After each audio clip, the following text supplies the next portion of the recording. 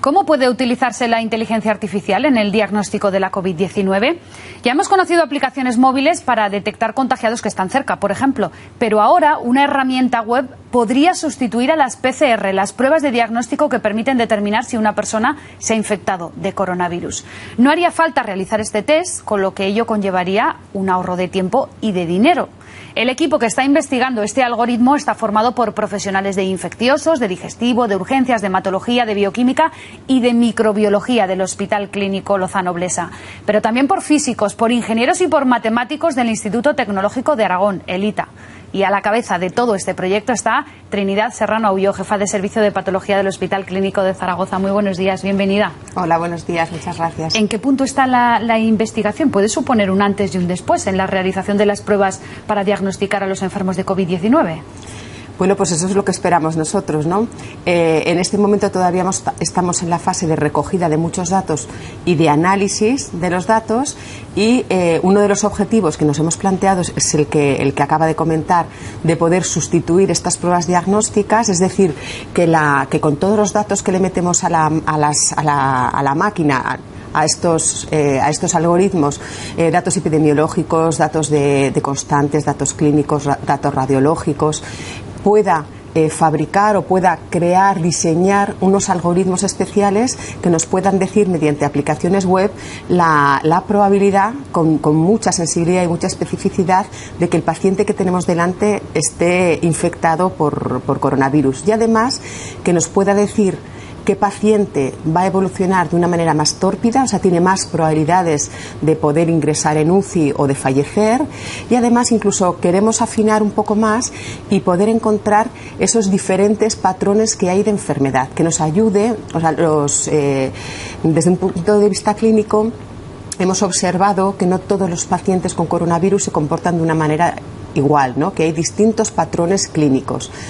Entonces queremos que mediante estos algoritmos tengamos datos más objetivos para diferenciarlos y así probablemente poder aplicar tratamientos diferentes. Cuando hablamos de que están recogiendo datos, son datos de enfermos que ya tienen COVID-19, que me imagino que están ingresados en los hospitales, y a raíz de esos datos van recogiendo. Pero ¿qué tipo de datos son? Para que todo el mundo que nos esté viendo lo entienda.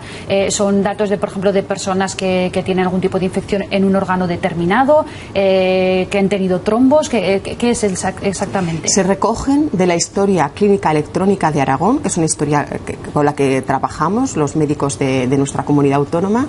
Se recogen los datos de todos los pacientes que se han diagnosticado de enfermedad por coronavirus, de todos los pacientes. No solo los que están ingresados, sino, por ejemplo, los que han sido diagnosticados y han sido enviados a casa para pasar, por ejemplo, allí la cuarentena. Efectivamente, de todos los que están diagnosticados, y luego ya buscan, para responder a las preguntas que queremos, que planteamos, ya analizamos un subgrupo u otro de pacientes, pero se recogen y se analizan todas estas variables de todos los pacientes infectados de Aragón. Y cuando dice que se les hace preguntas, ¿qué tipo de preguntas? Las preguntas es la pregunta que nosotros hacemos, por decir de alguna manera, a la máquina. Nosotros creamos un planteamiento clínico, por ejemplo, decimos, queremos ver qué factores indican un mal pronóstico. Que lo explico mejor.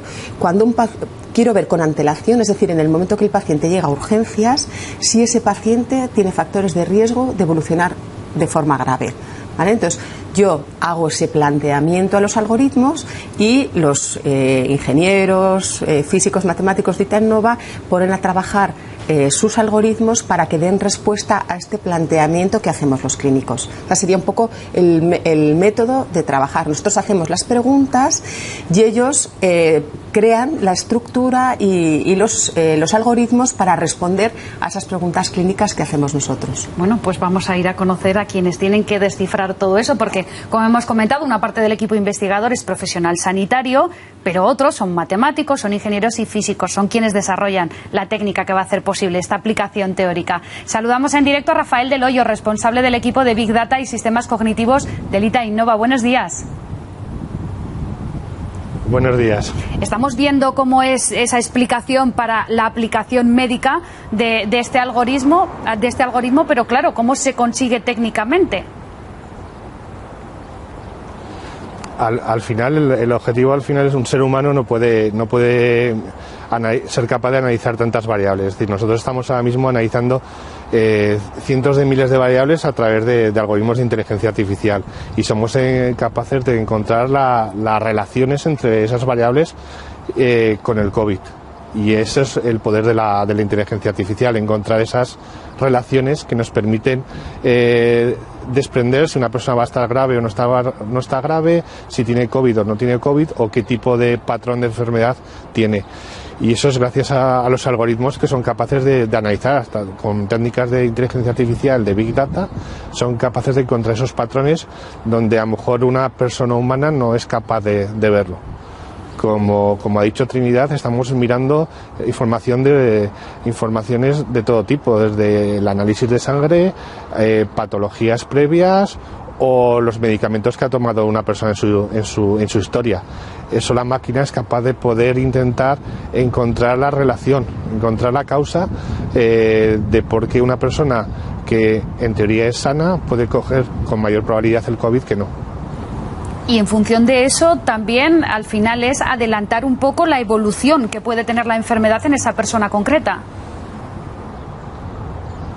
Sí, yo creo que es uno de los mayores logros del proyecto, es intentar prever si esa persona va a evolucionar rápidamente a un estado grave para poder poner los medios dentro del hospital, que el equipo de Trinidad sea capaz de poder tomar esa gravedad rápidamente y evitar que llegue a mayores. ¿Y físicamente cómo sería esa inteligencia artificial? ¿Sería una especie de buscador? Para que todos lo entendamos, una especie de buscador en la que tú introduces unos parámetros y te da unos resultados. Sí, es como ese algoritmo lo que hace es buscar en los datos, intenta encontrar correlación en los datos, intenta encontrar esos patrones ocultos que hay en toda esa maraña de datos que hacen que unas personas sean graves con el COVID y otras que únicamente sientan leves síntomas. Entonces es un buscador de patrones, un buscador de relaciones entre esas variables, entre esas miles y cientos de miles de variables que puede analizar el algoritmo. ¿Y ese buscador estaría instalado, por ejemplo, en los ordenadores de los centros de atención primaria? La idea es que esa aplicación que está desplegada por el Gobierno de Aragón sea capaz de poderse ver desde en atención primaria, en urgencias o directamente en la sala del Miguel Servet o del clínico. Y ustedes desde el ITA trabajan en el desarrollo de soluciones software de procesamiento de datos apoyadas en inteligencia artificial, que ahora puede aplicarse también al diagnóstico de la COVID-19, pero también podría utilizarse para otras enfermedades. Sí, es una de las líneas más importantes que tiene el Instituto actualmente. Estamos trabajando no solamente con el tema del COVID, sino con otro tipo de enfermedades como el cáncer del colon o en trasplantes. Intentamos introducir no solamente el análisis de datos, sino también el análisis de radiografías, el análisis de imagen, como método de ayuda al diagnóstico a los médicos, una herramienta más, un elemento más que ayuda a los médicos a tomar decisiones. Rafael del Hoyo, responsable del equipo de Big Data del ITA Innova, muchas gracias por estar con nosotros en directo y explicarnos este proyecto. Gracias. Muchas gracias a vosotros. Hablamos de las aplicaciones que puede tener para la COVID-19, pero también para otras enfermedades que al final los datos se revelan como importantísimos, son fundamentales también para la investigación aplicada, para la medicina. Así es, vamos. De hecho, uno de los campos que más está avanzando en investigación, y yo creo que en el futuro mucha de la investigación clínica va a pasar por ahí, es el análisis masivo de datos. Y el análisis masivo de datos, como mejor se hace, son con herramientas de este tipo, porque se escapa un poco a veces a las herramientas estadísticas convencionales, ¿no? Entonces, además, estos son algoritmos que permiten, a la vez que van recogiendo más datos, ir aprendiendo, con lo cual van mejorando con el tiempo, ¿no? Y eso hace que sea una herramienta realmente muy útil. ¿Y qué problemas están teniendo? Porque es verdad que los datos no se están recogiendo desde hace mucho tiempo, que es algo que ha empezado de una forma, digamos, paulatina. ¿Se están encontrando problemas en este sentido? Bueno, pues uno de los problemas que nos encontramos, probablemente estamos pagando un poco ser uno de los primeros proyectos que se hace con análisis masivo de datos con la historia clínica electrónica de Aragón. Entonces, bueno, probablemente la historia clínica no está diseñada para recoger análisis, o sea, recoger datos de manera muy importante para estudios de análisis masivos de datos. Y esto hace que sea más complicado. Entonces, la historia que tenemos en el momento actual en Aragón está muy compartimentalizada, es un poco heterogénea. Por ejemplo, tenemos 4 o 5 laboratorios en Aragón y cada uno tiene codificadas las variables de una manera diferente, de modo que si queremos coger la analítica de los 6.000 y pico pacientes que tenemos de COVID en Aragón, pues tenemos que, digamos, homogeneizar esas variables. Yo tengo que decir que este valor aquí equivale a este valor en otro hospital o a este otro en otro hospital. Entonces, todo eso hace que tengamos que estar haciendo un trabajo manual que hace que todo sea mucho más lento y mucho más difícil, ¿no? Yo creo que esto sí que es una enseñanza de este estudio que hemos puesto en marcha y probablemente también va a ser una oportunidad importante para que desde la Consejería de Sanidad, desde el Salud, optemos o se apueste por una mejora en esta historia electrónica, pensando ya en ese análisis masivo de datos que hoy es muy útil para el COVID, es que además es muy útil para tomar decisiones incluso de gestión, pero que en el futuro va a ser muy útil para cualquier otra cosa que aparezca o para cualquier enfermedad que queramos analizar de forma significativa. Doctora, muchos nos podemos estar preguntando ¿y por qué se miden de forma distinta los datos en el mismo territorio, por ejemplo aquí en Aragón, en los distintos hospitales? Pues no es que se midan de forma distinta, es que tienen una codificación diferente. A veces, según qué laboratorios, algunas unidades también puede ser un poco diferente, que eso no es un problema clínico, porque cada laboratorio tiene su referencia y el facultativo puede ver si está dentro o no de los valores de normalidad. Pero a la hora de intentar estudiar todo en conjunto, sí que te encuentras con cosas diferentes que es difícil hacerlas homogéneas. Este proyecto lo empezaron en abril. Quieren tenerlo más o menos listo durante la pandemia para poder aplicarlo cuanto antes. ¿Cómo va? Bueno, pues empezamos en abril y empezó muy rápido. La verdad es que como fue un momento de tanta, digamos, angustia y tantas ganas todos de hacer rápido todo, tuvimos todo facilidades para ponerlo en marcha. La verdad es que en ese sentido las autoridades enseguida dieron su visto bueno, enseguida pasó el comité ético, enseguida se hizo todo, que muchas veces es un proceso bastante lento, y conseguimos hacerlo en un tiempo récord y empezar a tener datos también en un tiempo récord. Lo que nos ha enlentecido mucho más es esto que acabo de contar, el poder, digamos, limpiar las variables para poder ser analizadas. Ahora estamos ya en una fase más adelantada, ya tenemos mucho hecho, y lo que sí que esperamos es que por lo menos para ese segundo brote, que ojalá no llegara, pero que parece que todos los expertos dicen que va a llegar, poder tener ya algún algoritmo que poder validar y aplicar. Y en esas ganas de aportar y de seguir trabajando precisamente con ese posible rebrote que puede haber en otoño, ¿ese es el motivo por el que una médico de digestivo experta en trasplantes hepáticos acaba en un proyecto de investigación de inteligencia artificial? Pues sí, yo creo que el COVID ha reconvertido a mucha gente en muchos aspectos, y igual que en el momento de máximo auge de la pandemia, en que los hospitales estaban llenos de enfermos de coronavirus, muchos clínicos que no eran infectólogos ni internistas se tuvieron que poner a tratar pacientes con coronavirus, hubo ahí una reconversión y un cambio de estructura de los hospitales. Pues lo mismo ha pasado con la investigación, ¿no? En la investigación han pasado dos cosas. Una, que se han fomentado, se ha dado dinero y se han hecho muchas convocatorias especiales para COVID, y eso es muy importante porque la investigación sin eso es imposible, o sea, no puede seguir adelante. Y la otra, que yo creo que es la más importante, es que mucho investigador, muchos entre los que me incluyo, nos hemos sentido con la necesidad de aportar algo de nuestra experiencia, de nuestros conocimientos, de lo que estábamos haciendo en otros campos, a resolver problemas que estaban apareciendo con esta enfermedad. Habla de la financiación, pero es verdad que todavía hay asignaturas pendientes, porque, por ejemplo, este proyecto en particular no ha recibido financiación oficial, por decirlo así, sino que está siendo financiado por un proyecto de crowdfunding del Instituto de Investigación Sanitaria de Aragón.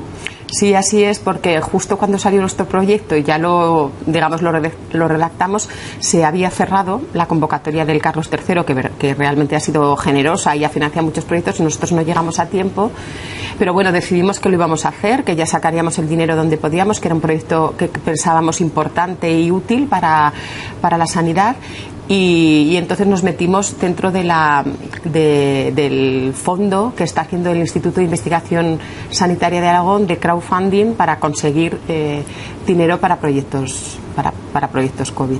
Y hablando de dinero, se habla mucho de las PCRs, además ahora son muy importantes también, por ejemplo, para rastrear estos posibles rebrotes. ¿Cuánto dinero puede ahorrar esta aplicación a las arcas públicas? Porque si van a sustituir a las PCRs, hablamos de un ahorro importante.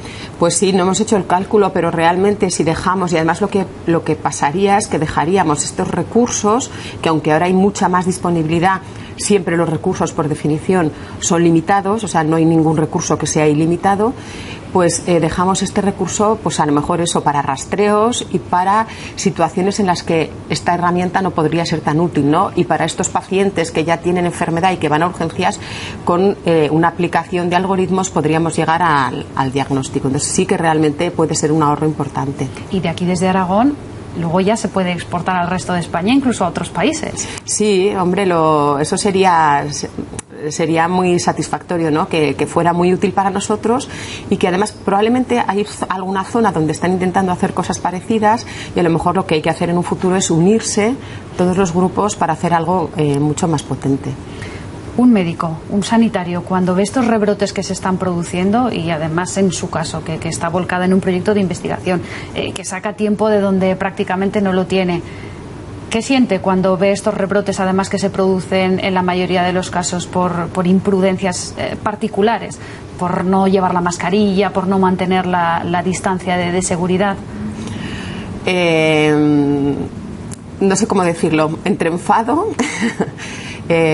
rabia, sí, da mucha rabia, enfada un poco el ver que todo el trabajo que ha costado. Yo muchas veces digo que es que si la gente se hubiera pasado por los hospitales en el momento en que estábamos en el brote importante y viera lo que se ha sufrido, cómo lo han pasado las familias, cómo lo han pasado los enfermos, cómo se ha pasado desde el punto de vista de sanidad, intentando hacer todo lo que podíamos y no dando abasto, creo que mucha gente se concienciaría de una manera más importante. La verdad es que yo no sé cómo se puede conseguir eso, no sé si hace falta que cada uno en nuestras familias empecemos por lo nuestro y concienciemos bien a todos, sobre todo pues a la gente joven, que muchas veces es la que más lejos ve esto, ¿no? Y le cuesta más concienciarse.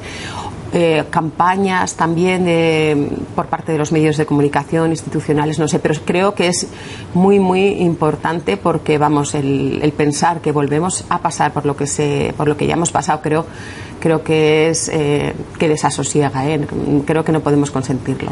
Pues esperemos todos desde nuestro ámbito del que podamos de seguir concienciando a todos sobre todo de eso, de lo más básico, de llevar mascarilla y de mantener la distancia mínima de seguridad para no contagiarnos. Y lavado de manos. Y lavado de manos, exactamente. Trinidad Serrano Aullo, jefa de patología del Hospital Clínico, gracias por explicarnos este proyecto y mucha suerte con ese proyecto sobre todo. Muchísimas gracias a vosotros por darnos visibilidad. Muchas gracias.